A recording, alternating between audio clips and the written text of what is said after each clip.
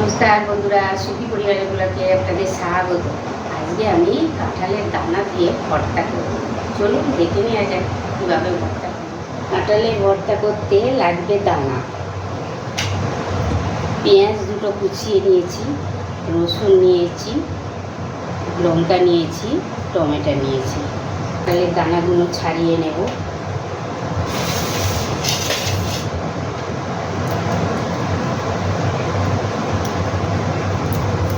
এইভাবে কাঁঠালের দানাগুলো ছাড়িয়ে নেব।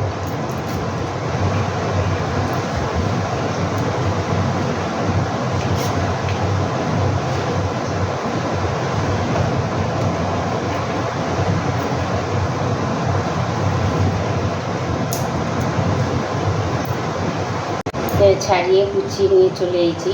প্রেসার কুকার নিয়েছি, প্রেসার কুকারটার মধ্যে দিয়ে দেবো, দিয়ে জল দিয়ে দেবো।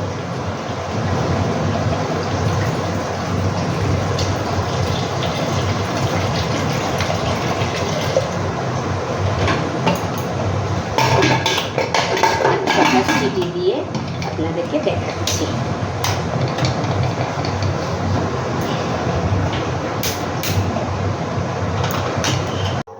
দানাটা সিদ্ধ করতে বসিয়ে দিয়েছি। এবার আমি পেঁয়াজটাকে, রসুনটাকে এবার ভেজে নেব। আগে রসুনটা দিয়ে দিচ্ছি।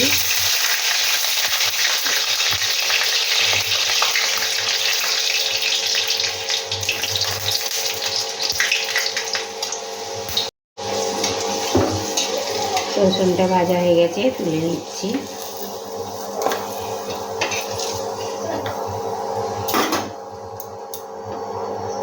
পেঁয়াজটা দিয়ে দিচ্ছি।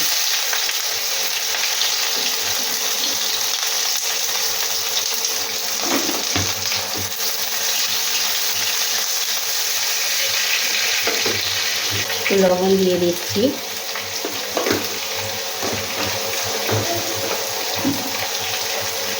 একটু হলুদ দিয়ে দিচ্ছি।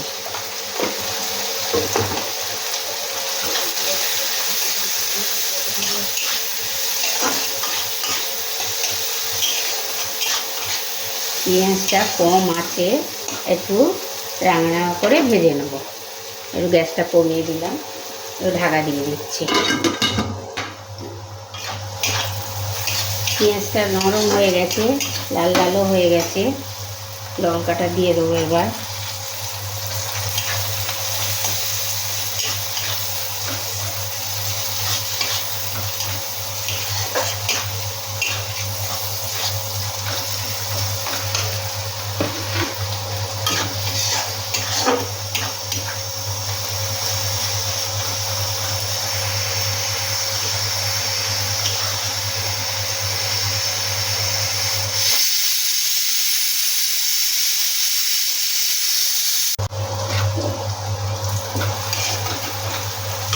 টমেটোটাও দিয়ে দিচ্ছি।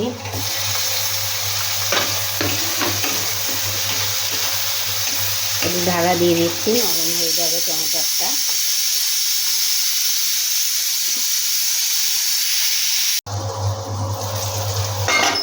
টমেটোটাও নরম হয়ে গেছে, দেখেন। এই কাঁঠালের দানার ভর্তাটা এত ভালো খেতে, এই দিয়েই আপনার সব ভাত উঠে যাবে। খুব ভালো লাগে খেতে। আপনারাও একদিন করে দেখবেন।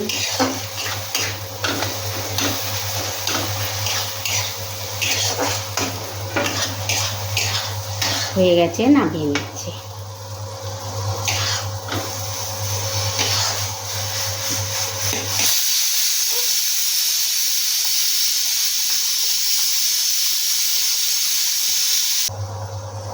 এরকম নামিয়ে নিয়েছি। এবার কাঁঠালের দানাটা সিদ্ধ হয়ে গেলে এটার মধ্যে মাখাবো, তখন আপনাদের দেখাবো। সিদ্ধ হয়ে গেছে, দেখেন।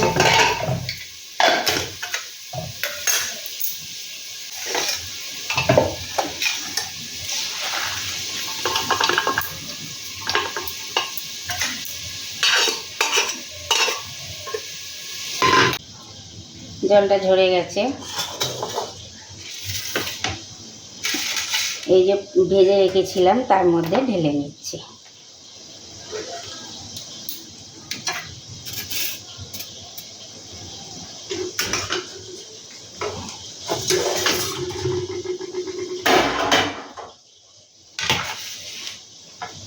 এবার এটা ঠান্ডা হলে মেখে নেব। ঠান্ডা হয়ে গেছে দেখেন, এবার মেখে নিচ্ছি।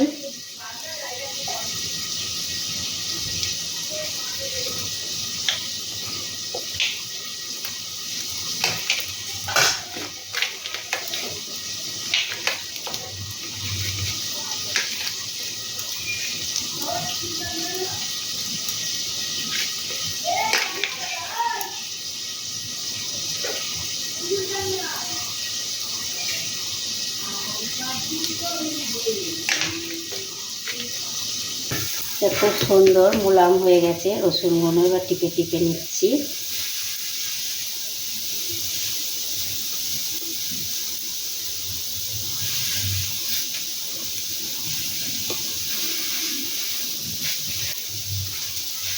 এবার ভেজে রেখেছিলাম পেঁয়াজ টমেটো, সেটা মেখে নিচ্ছি। লঙ্কাটা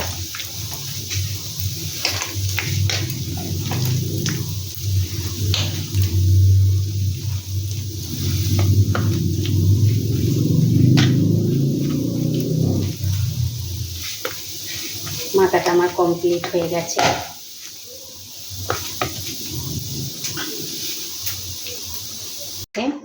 একটু ওপর দিয়ে সর্ষের তেল দিয়ে দিচ্ছি। পেঁয়াজ ভাজার সময় লবণ হলুদ সব দিয়েছিলাম, ওই জন্য আর দিতে লাগেনি, ওতেই মেখে নিয়েছি। এবার কমপ্লিট আমার হয়ে গেল।